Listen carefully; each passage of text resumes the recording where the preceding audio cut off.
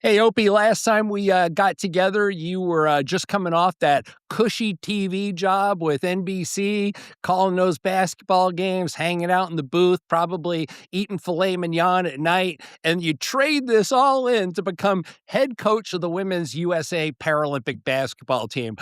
What's going through your mind, man? You just traded in a cushy job for a whole lot of work. Yeah, well, it's funny that color commentary job wasn't quite as cushion as you thought. It was one of the more terrifying things I've done. You got to be prepared. You got to be ready to go. That color commentary job was plenty of difficult, and I wanted to make sure I did a good job in representing wheelchair basketball to the best of my ability. And then, having taken a little time off of coaching at the collegiate level, it's been a handful of years since I coached at UW Whitewater. Um, I was starting to have some conversations behind the scenes with some individuals that we're also looking to get back into coaching wheelchair basketball, and the opportunity came. There's an application process, and I put my name forward, got an interview, was happy to help out wherever at the NWBA thought I would fit best. So when you apply, you can choose if you want to be an assistant coach or a head coach or both. You can choose if you're looking to be on the men's side or the women's side of things. And I clicked all the boxes. Wherever they wanted me, if it was the right time, I was happy to help. I really want to give back to the game, especially if the NWBA feels like that's going to benefit them. And when I got the call to be coaching the USA women's team, I was beyond excited and looking forward to the opportunity. It's exciting when you get the call and then you start looking ahead of being like, hey, LA 28's coming up pretty quick. You had to immediately go into a qualifier and select some teams. So you go from like being excited to quickly saying, hey, there's a job that we got to take care of, and you start focusing on the job. And that's where we're at right now. We qualified for Ottawa. We're getting ready to go to Ottawa now, where our next step in the process is cutting from 20 to 12, which is going to be a very challenging task because we got some hoopers and they're all fantastic. They wouldn't be there if they're not fantastic. So you had 6 championships as a coach at Whitewater, correct? Correct. Yep. So there must be some draw to coaching. A real passion for you. I know you as the individual. You're just that guy who brings a lot of fire and a lot of love to what you do to the table. So what was it that when it really came down to it, and you're looking at this opportunity, what were you saying to yourself? You knew it was going to be a lot of work, but what was it that you wanted to bring back to the game? Well, I try to think back to the opportunities that I've been presented from the people that gave up their time to help me to develop, not only as a basketball player, but as a person. And I think anytime you've had people have that kind of impact on your life, I was just excited to try and be able to pay it forward. So if there's some people that I can help along the way, and a lot of this, we're going to focus on basketball and the X's and O's and wins and losses. And I've always translated from my days at UW Whitewater to now coaching the U.S. women's team is we're going to teach basketball, we're going to teach the X's and O's, but we try to frame that in such a way that you not only learn basketball, but you're also learning life stuff. I think there's a lot of lessons that are taught through sport that are going to help translate to help you be the best human being that you can be. And that's the stuff I learned as a young kid coming up in wheelchair basketball and having an opportunity to help motivate, help, others kind of find the best version of themselves is an exciting opportunity. Boy, you just threw me a curveball because now I want to jump right into that. I wanted to talk to you about that because I think both of us understand the nature of sport and how it boosts confidence and oftentimes can be such a great catalyst in moving forward. So for me, sport did exactly that. It helped me to blossom and move forward. And I think sometimes people underestimate the value of sport in terms of getting back into life and giving you the confidence. Is that beyond trying to win, which is the ultimate goal, isn't that what sport's all about, moving forward? Yeah, I think, having been an individual that was disabled when I was 8 years old and then going back to school, and I just remember my nerves and the way I carried myself and hanging around my friends, it just felt different. And looking back at it, it wasn't them, it was me. It was the way I was carrying myself. And a couple of years after being disabled, I found out about wheelchair basketball and wheelchair football and wheelchair softball and all these opportunities. And I started to dive into that. And then I gradually got back to being the person that I was. And, you think that like wheelchair basketball changes the way people treated me. I think it was more along the lines of the confidence that I gained and the way I started to carry myself and the way I got back to being who I was. which eventually led to those relationships, and the people treating me were different as well. So I think it has a greater impact on me than, the way people view me. So being involved in sport 100% changed my life. And then you get to like a super high level of wheelchair basketball, and you learn even different things about life and about the way you carry yourself and how you face adversity and how you overcome some of those challenges.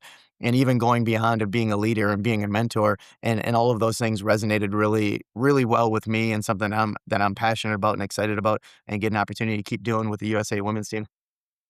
Yeah, not only that, but now we're seeing more and more crossover and connection between the academic world and the sport world within adaptive sport. And I think that's really fantastic. I mean, I know I'm preaching to the choir. We're talking the same language, but to get an education, to be a successful athlete and combine those things together, it really opens a lot of doors as you move forward. You can't be an athlete for your entire life. Well, we are athletes our whole life in some way, shape, and form. But you got to give up the big dream at some point, and maybe there comes as that point in time where you have to start your career, start your family.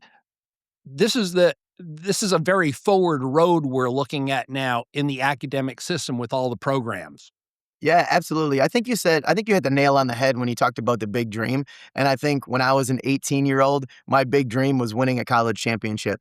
And my big dream was winning a medal at the Paralympics. And my big dream was making the Paralympics. But that's a very narrowed vision of what your big dream is. And I think ultimately our big dream as individuals is to be the best version of ourselves that we can be. And that big dream just continues to move further and further out. So being involved in sport helps us reach that ultimate big dream of being the absolute best version of ourselves that we can be. That's being a great husband, that's being a great son, that's being a great father, or whatever it might be. So I think the big dream doesn't go away, it just broadens a little bit. When we're young kids, our big dream is narrowed at winning the next game or winning a championship or making a Paralympic team. But what that ultimately translates to is just getting the absolute most out of ourselves as human beings and being the best version of ourselves that we can be.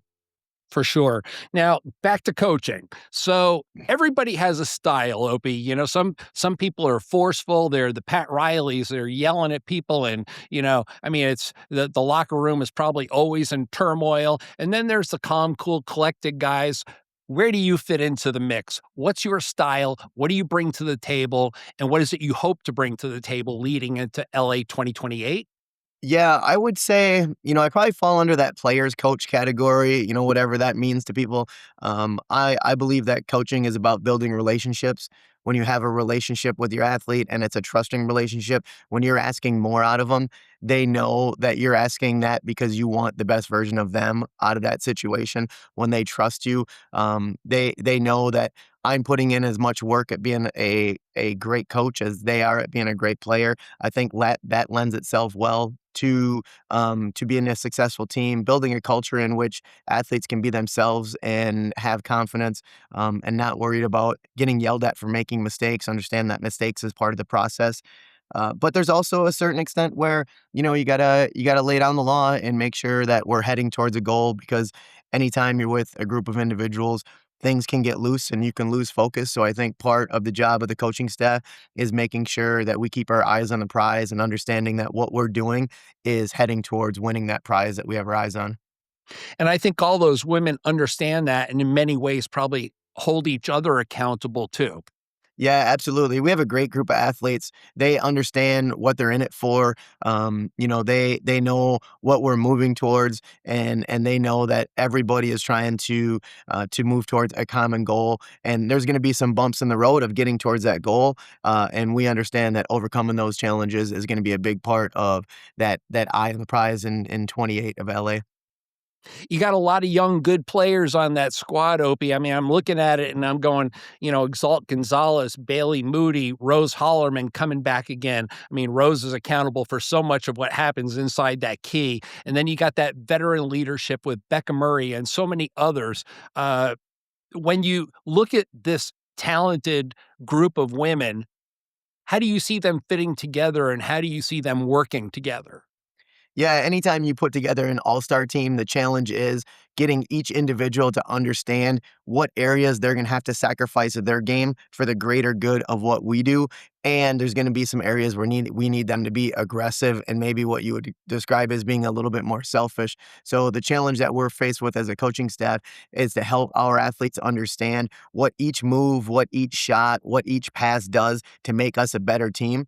And if that move or that pass or that shot doesn't make us a better team, then we have to be discussing why we're going in that route so that we're all moving towards the optimal offense and the best defense and communicating to get a common goal done. So that's the challenge that we face as a coaching staff. Anyone does when you're talking about an all-star team, because you mentioned it. There is nothing but a list of hoopers on there, and getting the most out of them at the right scenario and the right situation is a challenge that we're faced with. With all these collegiate programs out there now, and 2 years it sounds like a long time, but it's really not. You still have opportunities to find people. I mean, in the far reaches of imagination, is somebody going to pop out of the college system that could make the Paralympic squad? Oh, anytime, absolutely. There's the potential for growth. If you think about going from being a good player to being a great player, that jump can happen in a pretty quick amount of time. Where that next little bit of going great to elite, that's what takes the longest time, the discipline and all that stuff. So we for sure can see somebody pop out. I hope that we do. I hope that we do. I hope you see a ton of new names. I hope you see some athletes coming out of juniors, some athletes going into juniors, going into college. They start to get that day-to-day grind of practicing. And I think that's one of the reasons and the benefits that we select a team every year. I get asked the question all the time, like, oh, is this your team that you're taking to LA? Well, we try out every single year, whether it's for a qualifying tournament, for the World Championships, or the qualifier for LA or for LA. And that's the exact reason behind it, is keeps everybody on their toes.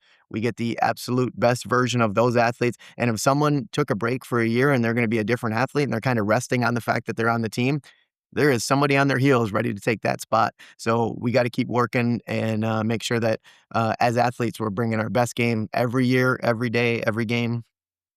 Keeping them hungry. All right, so let's go back a couple Paralympics. 2020, under Trooper Johnson, the women score a bronze. They're on the podium. Under Christina Schwab in 2024, they capture the silver. Now, it's no secret, Opie, that the Netherlands is a powerhouse, man. I mean, that 1-2 punch of Bo Kramer and Mariska Berger is just enormous. I mean, when you look at the stat sheets and you see how disproportionately those two women score over the rest of the team, it's got to be, one, a little daunting, and two, wondering how is it that you're going to be able to counter for that? I mean, is this a nightmare for you? Is this something you ponder? Like, how are we going to, wrangle these women in, hold them down, and keep them from scoring 45 points? Well, there's plenty of countries that cause me to have some nightmares. China's Okay. speed and GB's balance, and there's some superstar teams. Canada is big and they can score, but the Netherlands is at the top of their game. They're phenomenal. Had an opportunity to coach Mars Mariska when she was at UW Whitewater, so very familiar with her work ethic and what she can do. They got some athletes coming off the bench. And I think it's easy to look at the stat sheet and say Mariska and Bo are a handful and they score the primary amount of the points for the Netherlands, and they do. But the way that they do that is what we have to analyze. And if you look at the other players they're putting on there, if you leave off them to help and double Mars or double Bo, they're using their chairs to create some really good shot opportunities for Mars and Bo. So we have to have a really good balance on the defensive end of where we're going to have to be able to maintain Mars and Bo while at the same time maintaining the chair movement of the other three players that the Netherlands can put out there. And that's going to be against every team. Canada plays pretty similar. They got a lot of height and three players that are going to be setting up for, those height to get put in a good spot. So we got to be dialed in on the defensive end. And yeah, there's plenty of countries that we got our hands full with, but we're gonna stick to our game plan, as be as fast and quick as we can. And I hope there's some countries out there that having nightmares about us as well. Oh, I'm sure there are. I mean, like I said, you guys are on the rise. Bronze, silver. The only thing that's next is gold. So, we're counting on you, Opie. Hey, lastly, Hats off to you, man. 2025 was a great year. You transferred into coaching. You're taking on a huge job there. You made it to the Basketball Wheelchair Hall of Fame. I mean, NWBA Hall of Fame, big time stuff. There you are, side by side with Matt Scott, Steve Welch, Paul Bowes. Well, Paul is passed, but you're getting the blue jacket slipped on.